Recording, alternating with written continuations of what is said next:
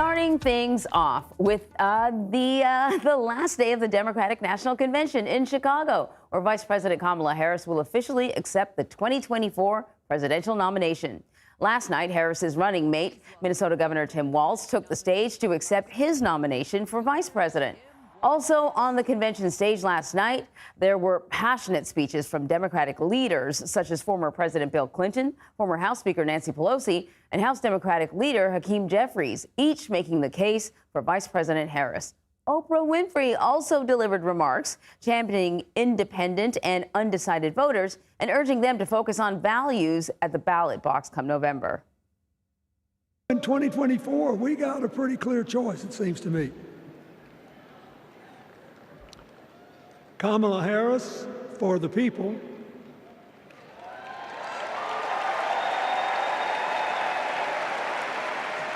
and the other guy who's proved even more than the first go-around that he's about me, myself, and I. I know that Vice President Harris is ready to take us to new heights.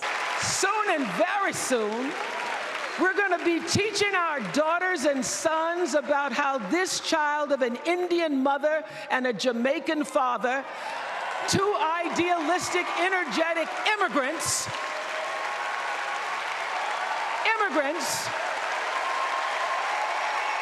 how this child grew up to become the 47th President of the United States. It's the honor of my life to accept your nomination for Vice President of the United States. It's the fourth quarter. We're down a field goal, but we're on offense and we've got the ball. We're driving down the field. And boy, do we have the right team. Kamala Harris is tough. Kamala Harris is experienced, and Kamala Harris is ready. Joining me now with the latest from Chicago is senior White House correspondent Weijia Jiang. So Weijia, Governor Tim Walz delivered his speech last night. We saw a little bit of it. Got to introduce himself to America. How did he do? And Marie, judging from the crowd reaction in that room, he did a great job introducing himself and really bringing his resume to life, leaning in to all of the things that we have heard about him, but using his own words to do it. As you know, he served in the National Guard. He was a football coach, a social studies teacher, a member of Congress, and he really framed this in a way that I think most people can relate to. He admitted that he didn't give speeches like this often, but he gave pep talks an awful lot as a former coach. And, you know, when he came out, one of the lines that stuck the most was, "You never underestimate a public school teacher." And Anne-Marie, in the crowd, I can tell you that, you know, people were holding signs that read Coach Walz. And there were many chants of Coach, Coach, Coach. And again, this is part of who he is, his personality. People have compared him to Ted Lasso because of his joyful nature, because of, you know, his happy-go-lucky way about him, but also because he has a track record of taking losing teams and making them champions, bringing them to states, whether it's football or track. And so it was pretty remarkable to hear him share all of this, including some deeply personal stories about his family, because his family used fertility treatments to conceive their two children. One of the most powerful moments of the night by far was when his son was bawling and he said, "That's my dad."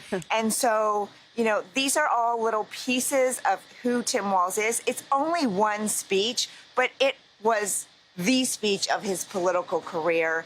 And I think that the reception is undeniable, Anne-Marie. It's, you know, still a big question whether this changes anything in the minds of undecided voters. But when it comes to the base and enthusiasm, I think that, you know, Democrats were charmed even more than they already were by Governor Walz. Well, that's exactly what the Democrats needed to do because, you know, prior to this, there was a certain a tremendous lack of enthusiasm. But let me ask you, Vice President Kamala Harris, speaking of enthusiasm, is going to be speaking at the DNC tonight. What can we expect from her speech? Any intel for us? So CBS News has learned that she has some key objectives in this speech. She wants to share her personal story with America so people know who she is, where she came from. She wants to draw a sharp contrast, which she's already been doing, between her and the ticket, against, I should say, former President Donald Trump and the Republicans. And then she'll talk about her vision for the future and proposals that she has, ideas that she has. Really, it's her opportunity to step way into the spotlight because even as vice president, she did have to give the president, Biden, a lot of space, right? So this is really her moment to shine. We know that she's been rewriting this for several weeks now. And so the pressure is on, Anne-Marie. Yeah, indeed. Weijia, thank you so much. We're going to pivot on over to campaign reporter Shawna Mizelle, who's also standing by in Chicago for the DNC. And Shawna, you've really been focusing on some of the younger participants here. You spoke to the youngest delegates in the country at the DNC. How are they feeling about, their participation in this general election?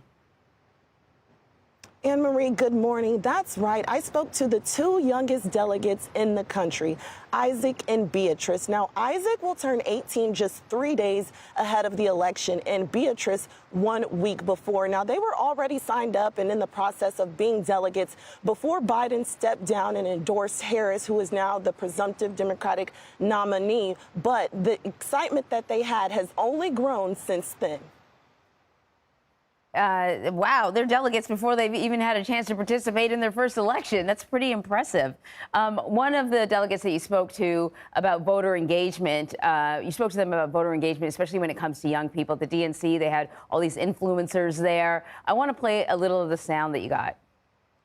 I think young voters definitely need to be more involved. We are the future, and the policy decisions that are enacted now will affect us more than anyone else. So it is time that we use our voice to give thought to issues that matter to us and solutions that we think will impact our future in the greatest way. So having influencers at the DNC is one thing, but, especially, a young person like that wants to know about the issues and how they're going to be impacting them. How have Democrats been doing in terms of educating and informing younger voters about what they plan to do if they are able to get into the White House? Well, Isaac is one of the younger delegates, and he really represents the younger electorate. When we look at the polling, younger voters care about different issues.